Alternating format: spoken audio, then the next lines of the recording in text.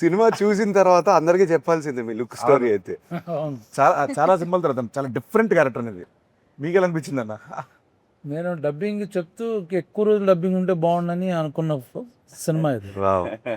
So I can see my face dubbing చెప్పేటప్పుడు అవును. అరే అయిపోయిందా లేదు ఇంకా కొంచెం ఉంటే బాగుండు అని ఏమైనా కరెక్షన్ చెప్తారేమో అంటే నేను చూసుకోవడానికి కొత్తగా ఉంది నాకు. చాలా సినిమాలు చేస్తాం but same Brahmaji only, similar Brahmaji, little maybe costume చేయండి, ఇక టోటల్ గెటప్ మారిపోయింది.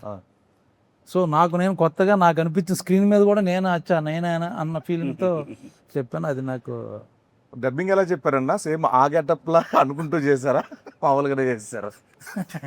లేదు పాపం డైరెక్టరు నేను ఒక 2-3 ఏళ్ళ కానీ తనకు అలవాటు డైరెక్టర్ని చెప్పమని అది రిపీట్ చేశాడు చాలా మటుకు. తన స్లాంగ్ బాగా వచ్చు డైరెక్టర్కి. నందు చెప్తుంటే ప్రాంప్టింగ్ అనుకో, యాక్చువల్ ప్రాంప్టింగ్లో డబ్బింగ్ చెప్పా, ఎక్కడ రాంగ్ అవ్వకూడదని చెప్పి. అసలు అందరూ అదే చేశారు. దాంతో పాటు ఆయన లెగ్ కాపీ. అదే మెయిన్ హైలైట్. అదే ఇవన్నీ నేను నమ్మరు కానీ ఇది హైలైట్. ఆ గోల్డ్ చైన్ అదొకటి తలకాయలో పెడతాడు. ఆ లెగ్ వల్ల మీ డైలాగ్ చిన్న ఊపు వచ్చింది. అవును.